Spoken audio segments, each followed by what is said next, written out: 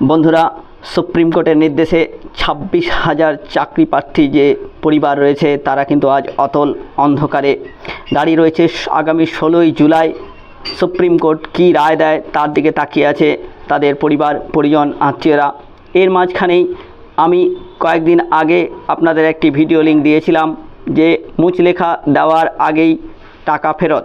হ্যাঁ বন্ধুরা, যারা অযোগ্য বলে এখানে চিহ্নিত হয়েছে বা বঞ্চিত, যারা টাকা দিয়েছিল কিন্তু তারা চাকরি পায়নি, আবার যারা টাকা দিয়েছে চাকরি পেয়েছে কিন্তু তারা অযোগ্য তালিকায় চলে গিয়েছে, এই রকম পরিস্থিতিতে দাঁড়িয়ে তারা কিন্তু আন্দোলন করছে, তাদের বাড়ি ঘেরাও করছে।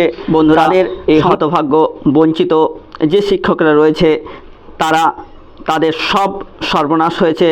তারা নিজের সমস্ত কিছু দিয়ে চাকরি নিয়েছে, কিন্তু এখন কোর্টের অর্ডারে সমস্ত টাকা তাদের ফেরত দিতে হবে। এই রকম পরিস্থিতিতে দাঁড়িয়ে তারা কিন্তু আন্দোলন করছে এবং আন্দোলনের ফল কিন্তু তারা পেতে শুরু করেছে।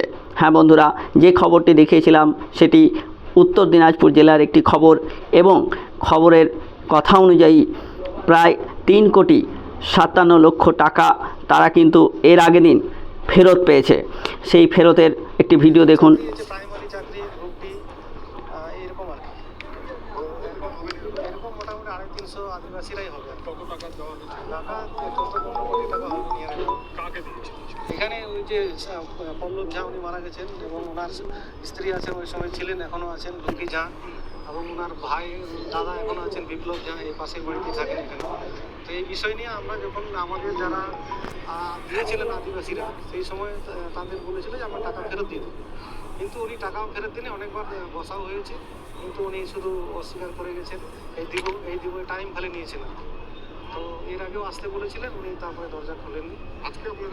আজকে আমরা ওনার কাছে এসেছিলাম যে আমাদের সঙ্গে উনি বসে আমাদের যারা টাকা পাবে যে আদিবাসীগুলো আছে, কারণ গরিব মানুষ যারা আদিবাসীগুলো তারা জমি জায়গা বিক্রি করে এরা টাকা পয়সা দিয়েছে আর কি। এটা তো সত্যি কথা যে আজকে ঘুষ নেওয়া দেওয়া দুটাই অপরাধ, কিন্তু আজকে যে পরিস্থিতির মধ্যে আমরা বর্তমানে আছি সেটা আমরা সবাই জানি আর কি। এরকম পরিস্থিতিতে এটা হয়েছে আর কি। সেই জন্য আমরা ডিএম সাহেবকে এই বিষয়টা জানিয়েছি 4/12/2023 সালে, এসপিকে জানিয়েছি, এখানকার আইসি এবং এখানে যারা প্রশাসনিক যারা আছেন, এমএলএ এমপি বা অন্যান্য যারা আছেন সবাইকে আমরা চিঠি করেছি আর কি, কিন্তু আমরা সদুত্তর পাইনি আর কি। আজকে আমরা ওই জন্যই ওনাদের সঙ্গে দেখা করার জন্য আসছিলাম আর কি। অভিযোগ হচ্ছে একটাই, আমাদেরকে প্রলোভন দেখিয়েছিল টাকা দাও। তো বন্ধুরা, সিবিআই যে ঘটনার তদন্ত করছে সেই ঘটনার তদন্তে এত হাজার হাজার পরিবার, চাকরি প্রার্থী পরিবার আজকে প্রশ্নচিহ্নের মুখে। এই অবস্থায় দাঁড়িয়ে টাকা ফেরত কিন্তু সাময়িক কিছুটা স্বস্তি তাদেরকে দিতে চলেছে। এই প্রায় 3 কোটি টাকা এখানে ফেরতের কথা বলা হচ্ছে, তাতে অস্থাবর সম্পত্তি, হোটেল থেকে শুরু করে বিএড কলেজ, এ সমস্ত কিছু ফেরত দেওয়ার কথা কিন্তু এখানে বলা হচ্ছে। তো বন্ধুরা, আন্দোলন করলে তার ফল যে পাওয়া যায়, অন্যায় হলে তার বিরুদ্ধে রুখে দাঁড়ানো উচিত, আন্দোলনও করা উচিত। আর আন্দোলন করলে যে তার ফল পাওয়া যায় সেটা কিন্তু দেখা যাচ্ছে এবং শুরু হয়ে গেছে।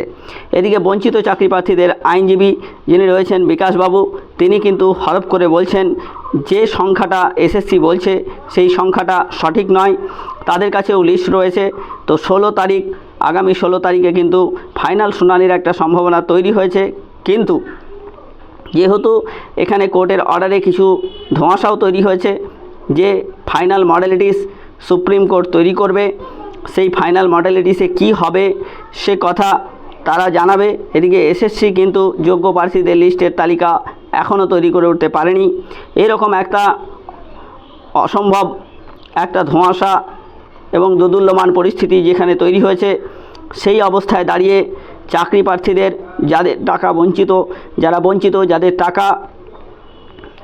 প্রতারিত হয়েছে, যারা টাকা পায়নি, তাদের টাকা ফেরত দেওয়ার যে একটা ঘটনা, সেই ঘটনা এক সামাজিক ন্যায় এবং সামাজিক অন্যায়ের বিরুদ্ধে এক অন্যতম উদাহরণ হিসাবেই দেখছে সমাজ।